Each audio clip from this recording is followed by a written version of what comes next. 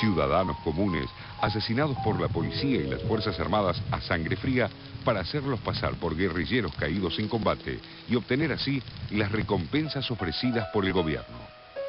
Con el afán de obtener esta recompensa en dinero y en ascensos por parte de los militares, se dieron a la tarea de asesinar gente inocente, gente pobre, humilde, que presuntamente no tenía dolientes, y después los uniformaban y los presentaban ante sus superiores y ante el presidente y ante la prensa como si fueran guerrilleros dados de baja en combate. Pero en muchísimos casos, más de 3.000 casos documentados en los últimos años, se ha demostrado que no eran combatientes. Cuando hay un terrorista que ellos llaman, o un guerrillero muerto, para ellos se llama un positivo, entregan un resultado, entregan una victoria militar. Y esto es lo que periodísticamente se le llama falso positivo. En términos jurídicos es una ejecución extrajudicial, pero en Colombia es un asesinato vil y cobarde, porque en Colombia la Constitución prohíbe la pena de muerte. Aquí no puede haber ni ejecución judicial ni extrajudicial. La gran cantidad de carteles marcados como 2010 confirman que no se trata de sucesos pasados, sino de una política sistemática de ejecuciones extrajudiciales que continúan sin pausas en la actualidad. El falso positivo yo creo que es la única manera que el Estado, los militares, la misma Fiscalía tienen de legitimar una muerte, la muerte de estos activistas, la desaparición, etcétera. La única manera es presentarlos como si fueran combatientes. Esa es la única manera de legalizar esas muertes. Se ha intensificado mucho en los últimos años, sobre todo en los gobiernos del presidente Uribe. Ha sido como uno de los métodos más recurridos del presidente Uribe. Como comprobación de estas sospechas, el equipo de Visión 7 Internacional encontró en la morgue del cementerio de La Macarena varias bolsas negras para cadáveres con certificación judicial de NN, que corresponden a muertes que se habrían producido muy recientemente. No hay acuerdo sobre la cantidad de víctimas de la política de los falsos positivos, pero diversos dirigentes de derechos humanos colombianos estiman que en todo el país estas podrían superar a las de las dictaduras de Argentina y Chile juntas. Aseguran que existe allí una fosa con 2.000 cadáveres, aunque esta todavía no fue encontrada. Y relatan que observaron el uso continuo de helicópteros militares para transportar cadáveres al cementerio local. Más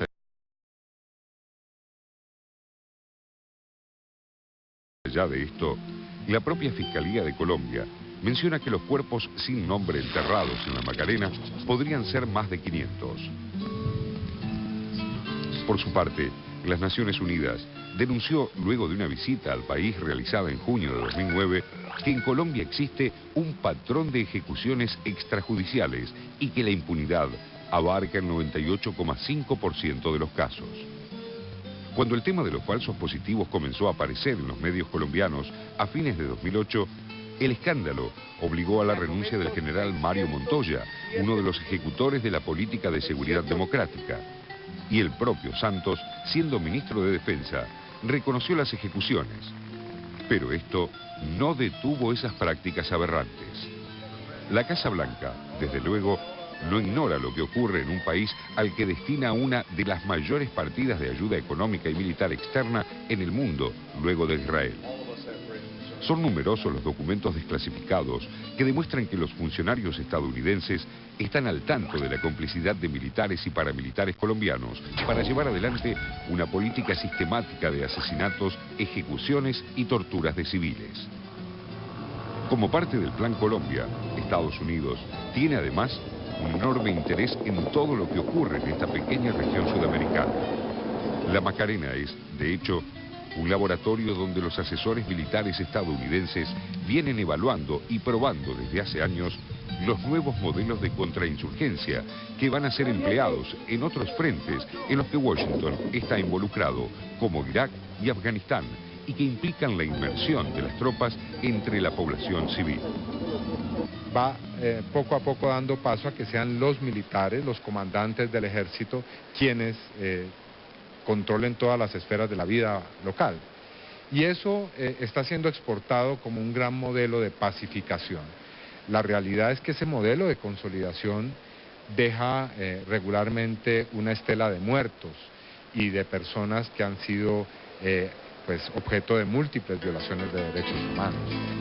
Colombia podría ser el rostro que asume la democracia representativa occidental, una vez que ha obtenido la justificación que necesita para quitarse la máscara y los guantes y para mostrar a la luz del día que no tiene límites éticos, que es capaz de llegar hasta donde lo demanden sus intereses políticos y económicos, ya que puede producir y modificar marcos legales a su antojo y lograr así que el crimen se transforme en una virtud republicana.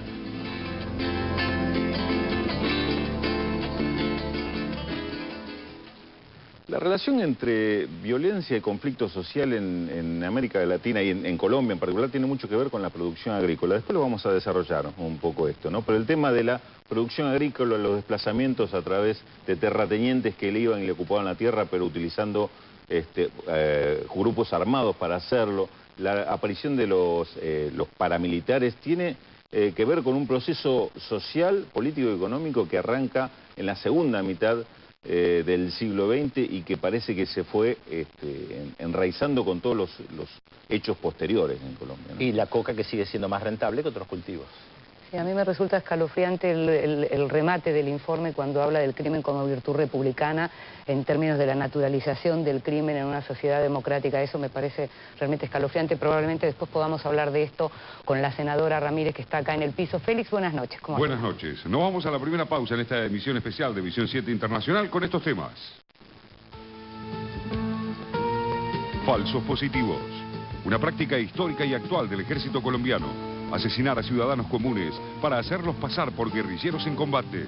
Una consecuencia directa de la política de seguridad democrática que el nuevo gobierno de Juan Manuel Santos piensa continuar.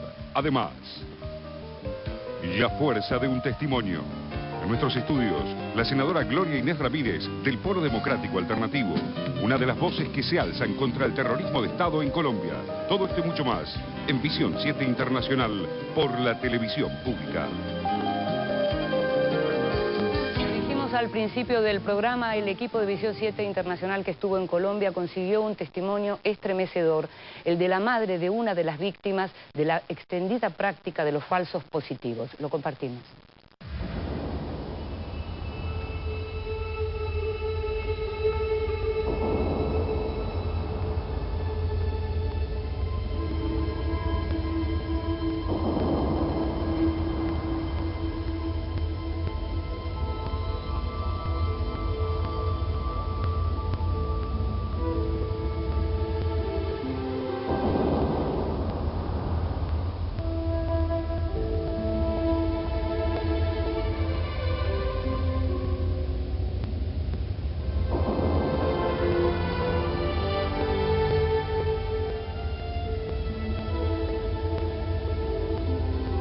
Pues yo fui nacida en el Meta, Granada Meta, pues mi pueblo donde yo nací se llama Fuente de Oro Meta. Yo siempre he vivido allá, pero mi lugar cuando el primer desplazamiento fue en Concordia Meta. Allá yo lo perdí todo lo que se llama todo. Yo quedé como mi Dios me mandó a este mundo. Allá cuando el primer desplazamiento, porque de ahí yo salí en rastra, bueno, yo pensando que la niña también me la habían matado, porque en el momento de yo estar herida y me estaban disparando, yo oía cuando la niña me llamaba y me gritaba, me llamaba a mí y llamaba al papá. Pero yo no podía hacer nada porque yo ya estaba en el suelo y los disparos, cualquier cantidad de tiros. Los grupos ilegales dicen, pero como no, o sea, yo no vi sino solo los tiros, pero no vi caras. Los grupos ilegales, porque en esa zona operan grupos ilegales, paramilitares y guerrillas. De ahí, pues ahí me recogió un carro, sí, un camionero, y me trajo al batallón del ejército. Cuando yo ya iba en el carro, que ya me iban a sacar, fue cuando una vecina apareció, y entonces yo le dije que entrara y me sacara a la niña, porque yo le decía al señor del carro, sáqueme la niña, y dijo, no mami, yo no dentro. Yo le dije, pero yo irme y mi niña. Cuando la señora me dijo que no, que la niña estaba bien, entonces ella fue y me la sacó y yo ya estaba en el carro y fue cuando yo me fui ya con mi niña a que me prestaran el primer auxilio el ejército.